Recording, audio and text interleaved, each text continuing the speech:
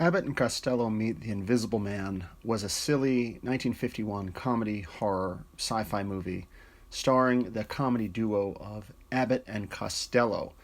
It's part of a series where they meet various universal monsters, and in this particular case it was the Invisible Man character. Now note, this is not the Claude Rains raving lunatic Invisible Man of the first Invisible Man movie, but it's rather a different character completely, but basically telling the same story. A character takes this formula, makes them invisible, but as being invisible, it might be driving them crazy. Now, in the first film, Claude Rains becomes a complete lunatic, murdering and killing people. This one is played a little more lightly. There's not really as much killing and derailing trains and stuff that Claude Rains did. It's a little bit different. It's played more for laughs. The film opens with Abbott and Costello having just finished detective school. And you know silliness is coming. And I'm still kind of new to Abbott and Costello. And in fact, I recorded this video once with some thoughts about it, and I realized I was getting Abbott and Costello mixed up completely. So Abbott is sort of the straight one of the group. You know, he plays more of the upright, the logical character of the two, and Costello is sort of the short, pudgy, goofy. He's the guy always tripping over things, or he walks backwards into a monster and makes silly noises and whistles and stuff. And usually Abbott's like trying to correct Costello for his wackiness.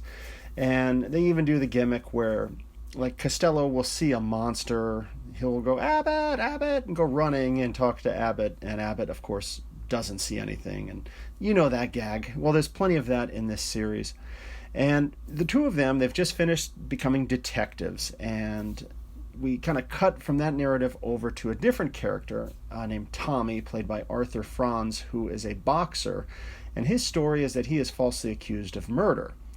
And to beat the rap, and kind of to get away from this whole situation, he wants to investigate and find out who the real killer is and what he wants to do, basically. And it's a little convoluted, but you know, just go along with it. He wants his uncle, who is this Dr. Philip Gray, played by Gavin Muir, to inject him with this invisibility potion that he's just devised, conveniently, of course. Now the doctor says no, not going to have it, and he mentions that the original character tried it and ended up going crazy as a result. And I thought that there was a nice nod here in the film to the original, to Claude Rains, and how his character went crazy. But, you know, one thing leads to another. The police do show up, and before they can actually arrest Tommy, he goes ahead and loads up on this invisibility potion and then vanishes completely from sight. And thus the goofiness and silliness starts to ensue. So, and I thought it was interesting, too, is William Frawley shows up. He was Bub from the show My Three Sons. He's there as a detective, part of this investigation. So you don't see a lot of him, but he shows up. And he's one of those characters you see him and you think, oh, I know him from somewhere. Anyhow, back to Abbott and Costello. They get in on this investigation, and there are various hijinks and, of course, the silly invisibility gags. You know, they do goofy stuff like Abbott and Costello, they're having dinner with the Invisible Man and he's eating spaghetti, but you just see the spaghetti go, you know, into an invisible, you know, spot in the air, you know, crazy stuff like that. So eventually what happens is Costello, he is going to pose as a boxer. So he's, you know, this short, pudgy little guy, and Abbott will be his manager. And they're doing this so that they can investigate closer what's going on with Tommy and find out if he was framed and what was the whole situation there. Adele Jurgens is an actress. She shows up in this as well, playing Boots Marsda. So she's this beautiful woman who is going to try to woo Costello to basically get him to throw the fight in the 5th round. And she almost succeeds, but, you know, he's just too much of a goofball to really fall for it. So the film is a blend of basically Abbott and Costello doing their silly detective work.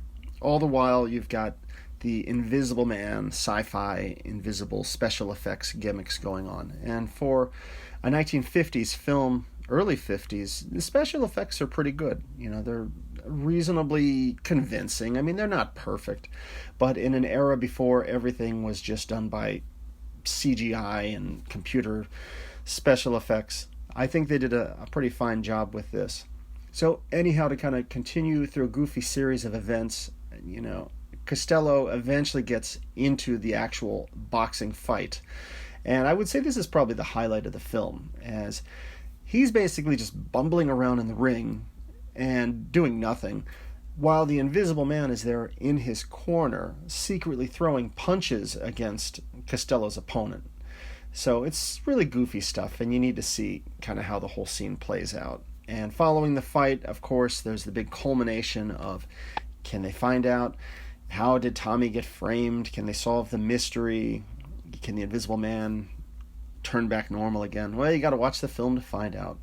And I just wanted to wrap this up by just saying I love the idea of how they mixed these characters. And I've been going through these Abbott and Costello films and really enjoying this.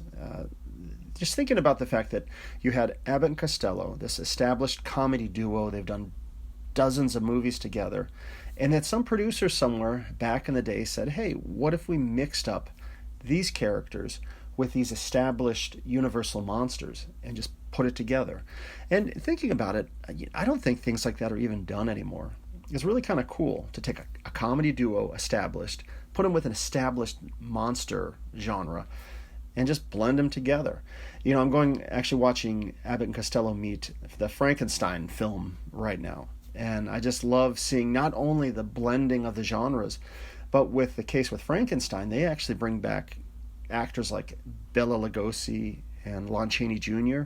So, I mean, you get some big names returning to this. It's really pretty cool stuff. And I would really recommend this one. It's a fun film. It's completely tame, a little bit of boxing violence, but even that was mostly just goofy, getting punched in the face by an invisible fist and then falling backwards. Stuff that's pretty tame, fine for families. And it's a fun variation of the Invisible Man storyline. The original was pretty dark, and this one is actually pretty tame. It's a funny film. There's a lot of fun sight gags. Abbott and Costello, I think they're a riot, and I really love seeing them mix it up with the Universal characters.